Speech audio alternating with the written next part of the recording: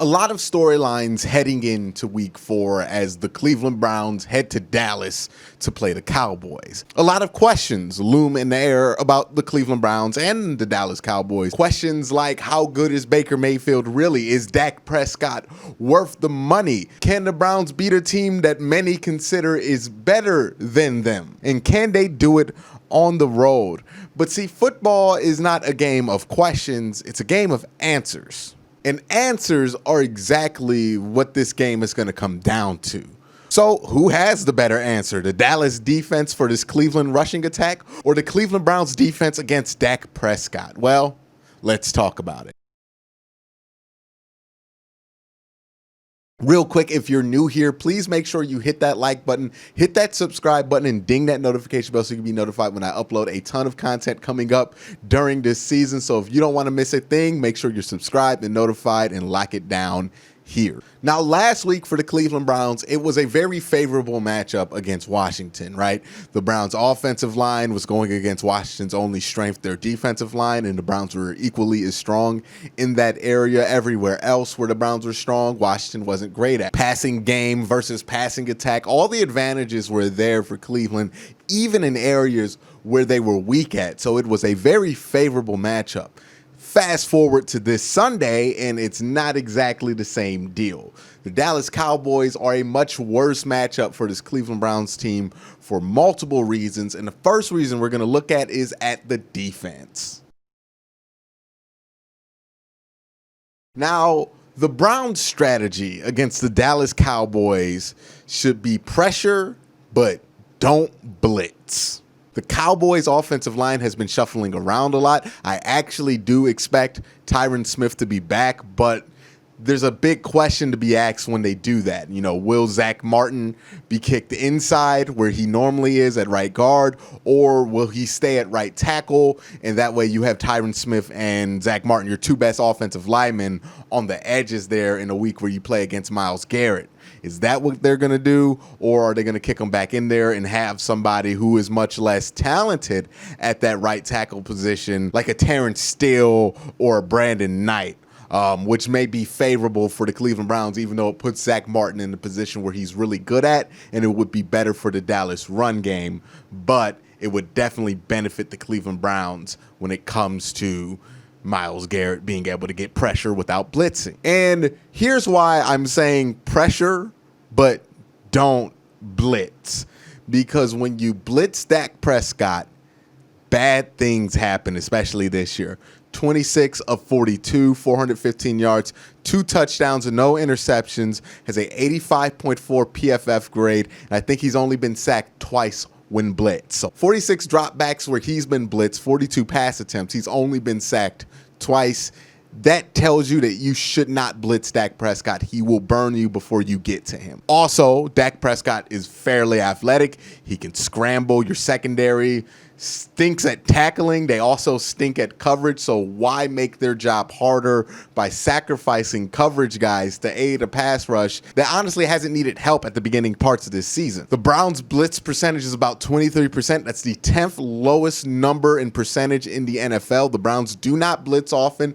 Part of that is because of necessity. Again, the Browns really don't have the luxury of being able to sacrifice defensive backs and coverage players for blitzing. They just don't have that luxury. They will get burnt if they do that. They already get burnt when they don't do that, so they really can't afford to do more of that, because then they'll get beat over top all the time. And not getting beat over top is actually one of the things that this Browns secondary has done a decent job of, at least for the first 3 games. So blitzing is off the table, but you can still get pressure. The Cleveland Browns have gotten a ton of pressure. They're still in the top 10 in the NFL when it comes to pressures, and they do it with their front 4. So you can do it. The offensive line for Dallas is not back at what it was back in the day, so you can do that. You can get pressure against Dallas. And when you do get pressure without blitzing on Dak Prescott, then Dak Prescott becomes a civilian. 16 of 37 with only 245 yards, no touchdowns, 2 interceptions, and he's been sacked 6 times. A massive, massive difference there. So if you can pressure with your front 4, it drastically changes how good Dak Prescott can be, because when the pocket's clean, when he's able to set his feet, he is dangerous. When he has to rush it a little bit, when you're not blitzing and your DBs are there to be in place so he doesn't have a quick dump off or a quick lane to run in, he can't do as much, which makes him very pedestrian. So if you're the Cleveland Browns, get pressure with that front four. Do not blitz. If you can get pressure with your front four without blitzing, you'll have a much easier day against Dak Prescott. Now, again, that's something that's easier said than done, but the Browns actually have the personnel and have done this in previous weeks, so it's not unheard of. And this is going to be one of the Browns' keys to victory. This area right here on the defensive line, this battle with that front four against the Cowboys shuffled around offensive line, that's a battle the Cleveland Browns have to win if they want to win this game. That is battleground numero uno that the Browns absolutely need to win, is that battle on the line of scrimmage. They need to get pressure with the front four, or else they will not win this game. The other thing this defense needs to do is get turnovers this week. Here's why. I don't think this is a hot take by saying this, but this secondary through 3 weeks has been pretty bad. We can all agree on that, right? There are varying opinions and theories onto why they have been bad. You all know mine. I think it's largely because of communication rather than personnel. But the overwhelming truth is that they have been bad. They've been bad against Lamar Jackson, who's a great quarterback, but more because of the dual threat he poses. Then they were bad against Joe Burrow, who's a young quarterback. They were good against Dwayne Haskins because Dwayne Haskins is bad and he threw a few bad interceptions. But other than those interceptions, Dwayne Haskins is still able to move the ball more comfortable than you would want a Dwayne Haskins to move the ball. Now you're playing against the most accurate pocket quarterback that you have played against all season. No disrespect to Lamar Jackson, but in that area of the game, Dak Prescott is much better than Lamar. So I have no illusion that this secondary that has been bad through 3 weeks is going to go up against Dak Prescott, CeeDee Lamb, Amari, Gallup, and Zeke Elliott, all available in the pass game, and shut them down. That is not something that I am going to bet any money on happening. Dak Prescott's going to be able to move the ball. Dak Prescott's going to be able to put points on the board. Even if you win the battle at the line of scrimmage, he's still going to put points on the board. Just because you win that battle does not mean it's going to shut anything down. It's not the only key to victory for this defense. This is multi-tiered. And if you think about Dak Prescott and his skills as a quarterback and the Browns secondary and their issues they've had, and if you look at Dak's pass chart, which I'm going to put up on the screen right now, you see something that is very kind of concerning because the green areas are where Dak Prescott is really good. Now, the green areas on this passing chart is where Dak Prescott is really good, and you'll notice that in between the line of scrimmage, that blue line and the first down marker 10 yards up, that yellow line, that's where Dak Prescott makes a ton of his money. 24% of Dak Prescott's attempts are in that one singular spot on the field. Dak Prescott also loves to go in the middle of the field, right? Those passes right there in that one lane, those passes right there in that middle lane make up for about 46% of his attempts and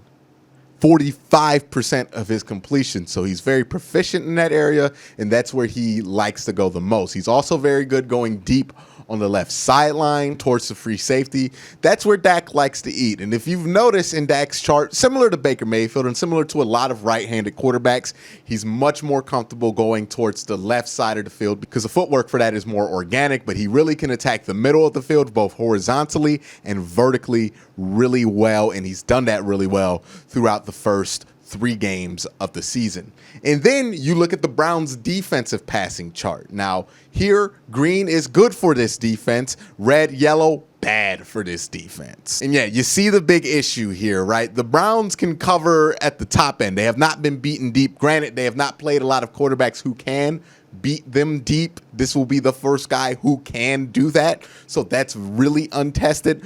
But everything underneath is pretty bad. And it's specifically at its worst in that middle portion of that chart, which is exactly where Dak Prescott is his most dangerous. Again, the Browns in that one middle section right there that you see, 13 of 20, 173 yards, 5 touchdowns given up 1 interception. Opposing quarterbacks have a PFF grade of 73 in that area. On the area right next to it, that's also very red, 84.8. Again, the higher, the worse for this specific chart. That is not good for the Cleveland Browns, especially when you look at where Dak Prescott is really good at on his chart. So what does this mean? Why did I show you this chart? One, so when it happens during the game, you can save some of your energy, not being surprised that Dak Prescott is easily going up and down the field on this secondary. It's just kind of a given how these two things match up. But also, I'm telling you this so you can have no misgivings about what the strategy for this defense should be. Dak's going to get his money. Dak's going to get his yards. Dak's going to score the ball. That's fine. You got to get 1 or 2 turnovers because they're going to give up those yards. They're going to give up those touchdowns. You would like to stop it, but that's going to happen.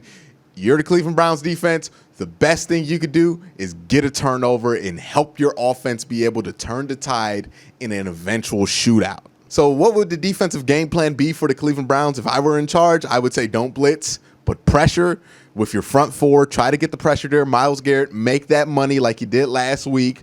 Coverage-wise, play conservatively.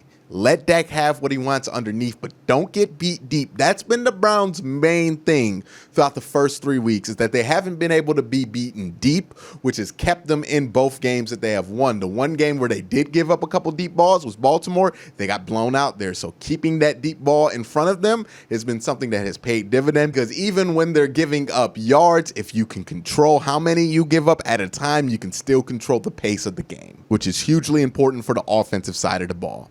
And also, you need to get enough pressure with this defensive line to, one, either frustrate or confuse Dak so he does take a shot into some double coverage downfield in order to kind of force a turnover, or maybe you get a strip sack. However you get the turnover, you need to get it. Because if you don't get turnovers against this team, you're not going to help your offense out a lot. And your offense is going to need some help in order to beat the Cowboys this week. So, in my opinion, I don't think the Browns defense is going to be equipped to stop the Cowboys. They can only hope to slow them down. How much they slow them down and how they slow them down will be important. Can they get some key third down stops here and there? Can they get some turnovers? What can they do to help the offense gain momentum and control pace of the game? That's all the defense has to do is aid the offense. They don't need to win the game for the Cleveland Browns. They just need to help the offense be able to do that. Now, if pace was important for the defense, it's going to be doubly important for the offense because that's the number one thing the Browns need to do this week.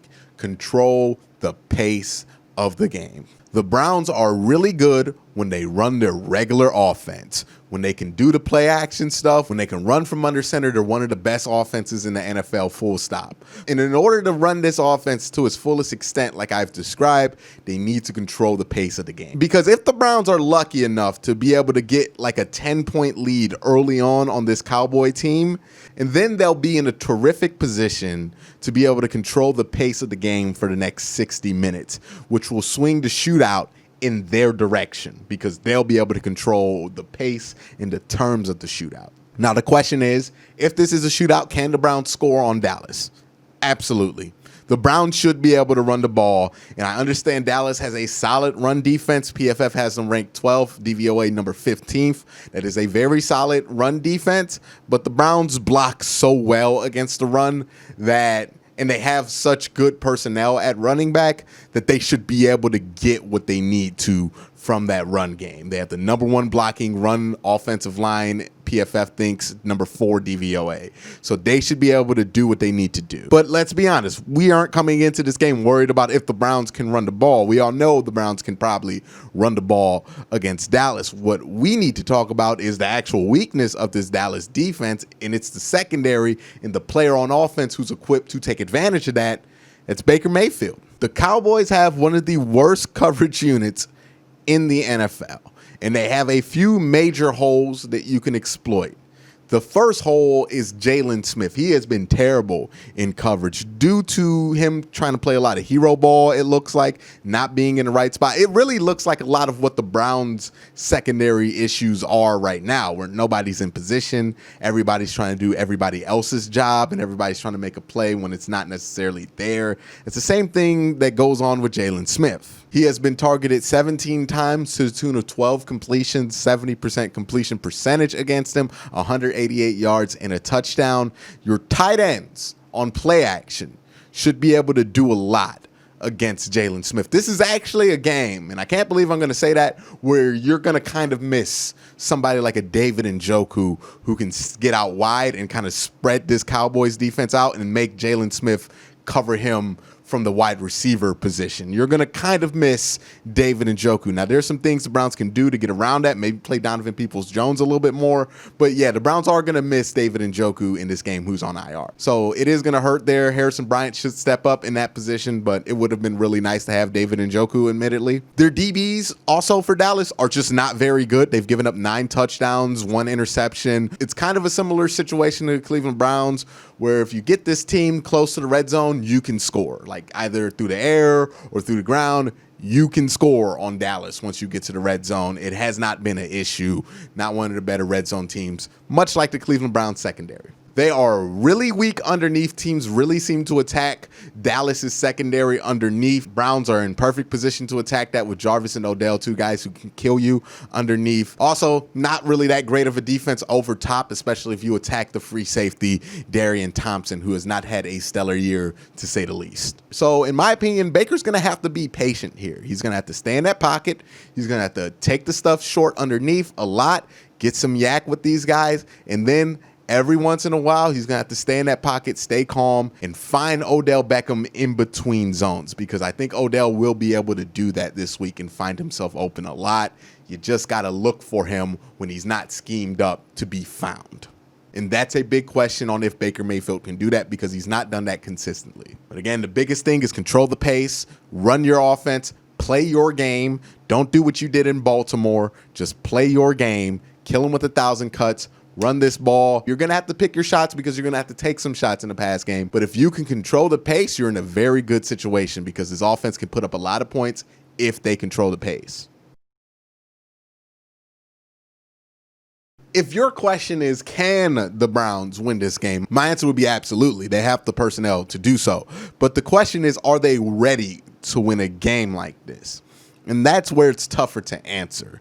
The roadmap to a big road win is pretty clear and not necessarily that narrow or that difficult to achieve. Take an early lead and compound that with a turnover or maybe getting a stop on 3rd down early in order to run the ball and control the game at your pace. Eventually, they're going to stack the box to stop the run, and then you can take a play-action deep shot down the field that's going to either target Jalen Smith up the seam, or you can hit Odell down the field on the left side where Baker Mayfield is really comfortable attacking downfield. When those things aren't available, when the Browns have to open it up more and pass a little bit more, hey, you can hit Jarvis Landry underneath. You can hit Austin Hooper underneath. You can hit Austin Hooper in the seam because he's going to be covered by Jalen Smith. If you get that mythical early 10-point lead, the Browns will be able to play this game at their own pace, and they would only have to beat themselves to lose or to blow that lead necessarily. But if you can't get that 10-point lead, if you can't score early, if you can't get that early turnover or stop to be able to force this game into the Browns' pace, then there is absolutely no guarantee on what the Browns can do, because this will morph into a different game plan, which is, can Baker Mayfield just be comfortable, calm in that pocket, look downfield and hit Jarvis and Odell when they're open in the weak spots of this Dallas zone, but not necessarily the guys who are schemed to get that ball in that possession, which means Baker's going to have to reset from all his reads, look around, and find these guys, which has been a weakness of Baker Mayfield throughout the first 3 years of his career. It just has not been there consistently. He has done it before. He just hasn't done it consistently. That's going to be a huge question. Last year, he got the benefit of the doubt on that because the offensive line did not afford him that opportunity to be able to do these things. Now he has an offensive line that should afford him that opportunity. Can he do it? Can he take advantage? Or will he bail from a clean pocket and kind of run opposite side of Odell and lose him in a lot of situations where Odell could be wide open? It's absolutely doable. Odell, Jarvis, and Austin Hooper should be open at multiple points in this game pretty consistently. The question is, will Baker find him? Will he be able to take a huge step in his development during this specific game? Again, this is something that Baker Mayfield has done in the past, but not consistently. And if the Browns are in that situation, not being able to get that 10-point lead, and this is just an outright shootout, will he be able to shoot tick for tat with Dak Prescott and not turn the ball over? That is also a huge question to ask this week. My question to you guys is, which one do you think is more likely? That Dak Prescott has done something that he's quite honestly done for a while now, and that is being able to do these kind of shootout kind of deals and win games like this, or that Baker Mayfield takes a big step in his development and wins an outright shootout with Dak Prescott?